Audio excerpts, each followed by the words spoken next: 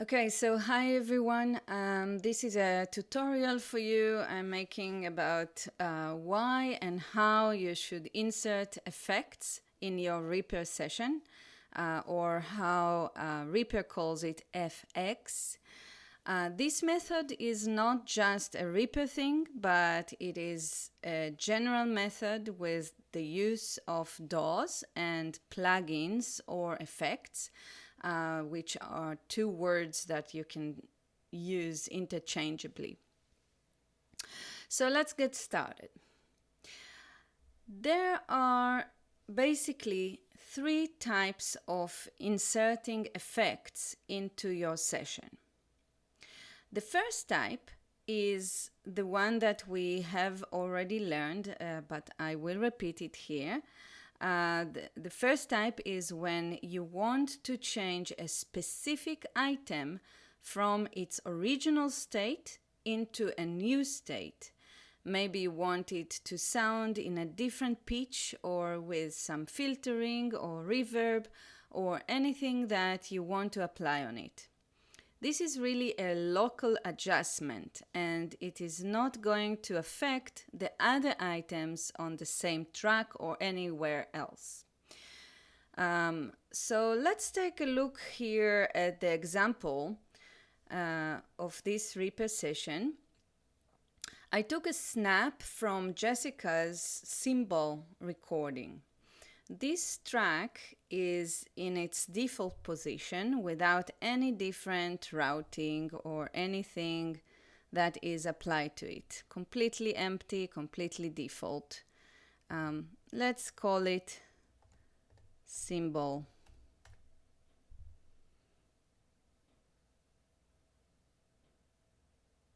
1. Okay.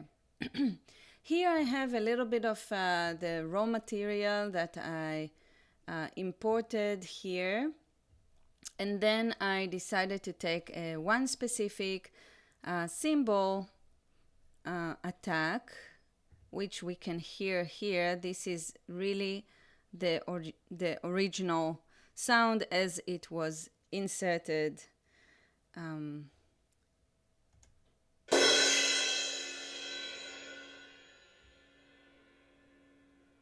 Yeah, as you can see, the signal here has more volume on the left than on the right, and I would like to start from a point that it's even.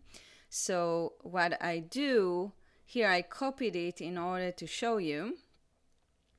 If you didn't do that on Twisted Wave, you have still an opportunity to do that in Reaper.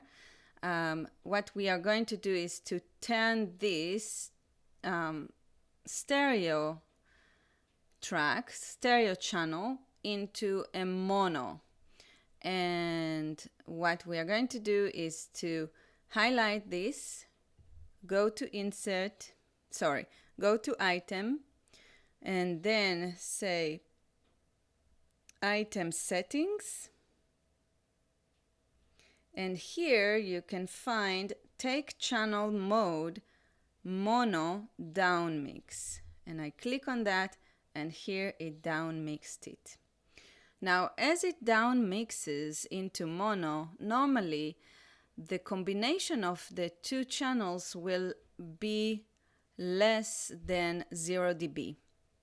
So we want to normalize it again to have it in the most volume, not in terms of dynamic only, but in terms of the whole waveform. So we can then work with that. So what we do is, okay, we go to item processing. It's always so similar things. Item settings, item properties, item processing, and then I go to normalize items. Okay, so now let's hear the original and let's hear the mono with normalizing.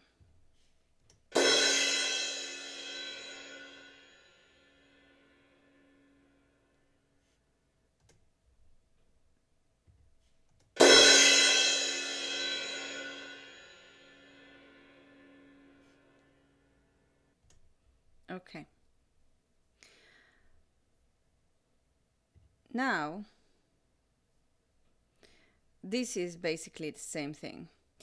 But what I wanted to do is kind of a cut bell. So I cut the attack here and insert a little bit of fade in. Even more. More. More.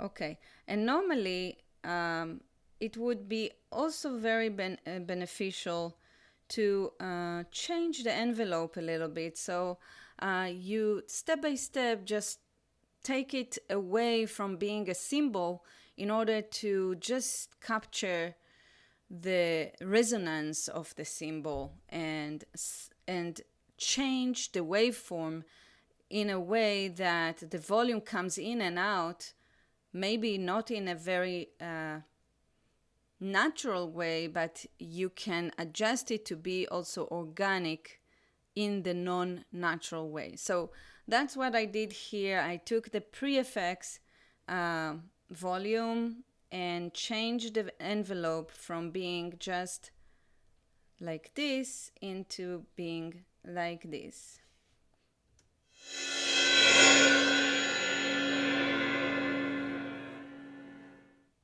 Yeah. You can also, of course, change the panning as you want, and even though it's a mono track, if you take the pen, right now it's in the middle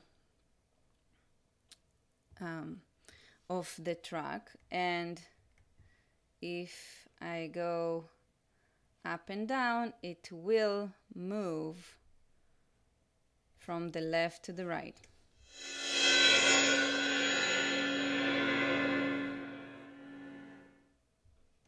Yeah, so it will become one signal that moves from the speaker, the left speaker, to the right speaker, to the left speaker, to the right speaker.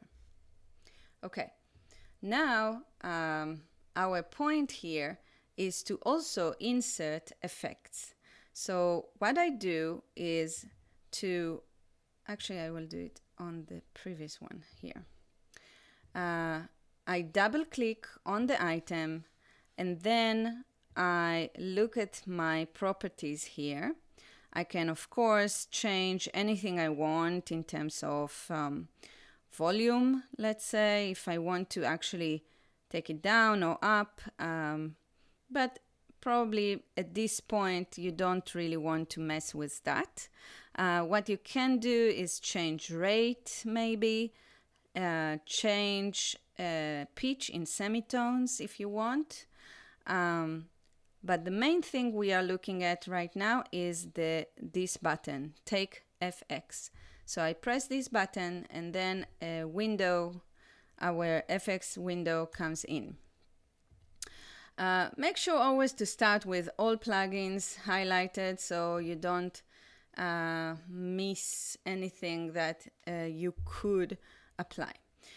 So let's start by EQing it, and we will take our normal re-EQ plugin, and maybe I want to actually have only one band with a low pass, and maybe I want to create kind of a swish sound. So firstly, in order to not have too much confusion here, I remove bands, remove, and then I have only one band.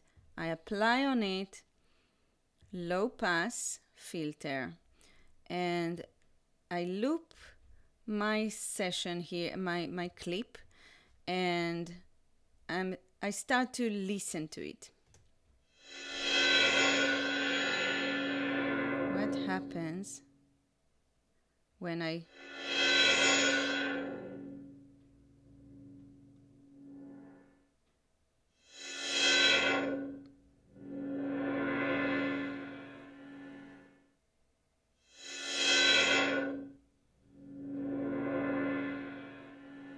okay, maybe this is what I want to do, to insert the sound and take it out and bring it back in.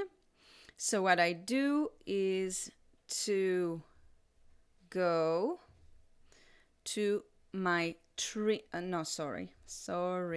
Yes. Sorry. Yes.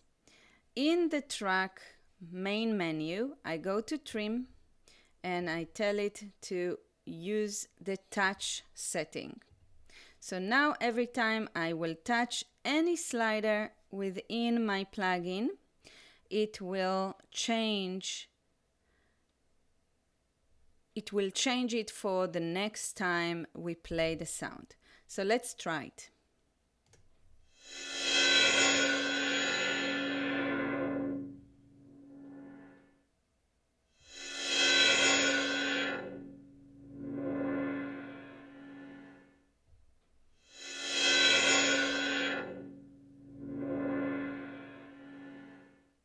Yeah, so now if I'm happy about that, I can leave it like that, come back to trim read just so I don't change anything by touching things here while I'm not intended to do. And now we have this already built in, or how we call it, automated.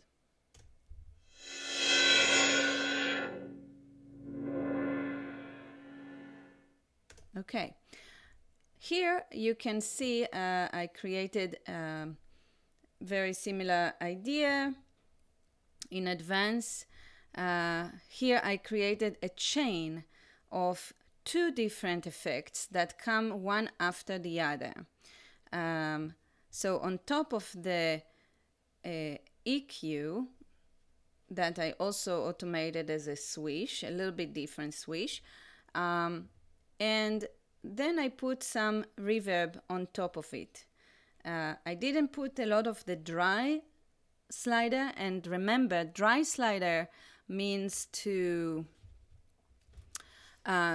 use the actual original source, while the wet slider is how much of the effect is coming in. And this is how I wanted this to be. Let's see.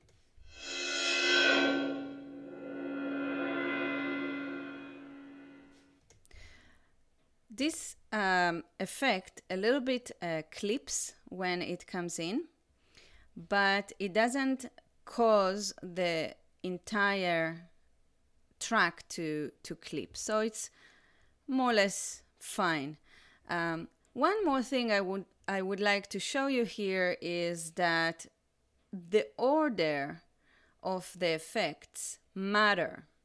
So if I change the order and I put the reverb before the EQ, then it will give reverb to the sound source first, and then it will EQ all of that after that.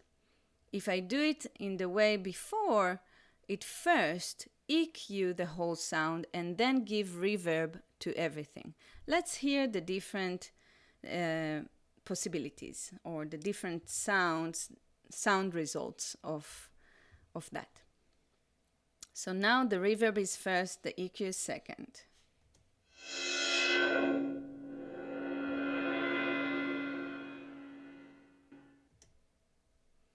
And now the EQ is first, the reverb is second.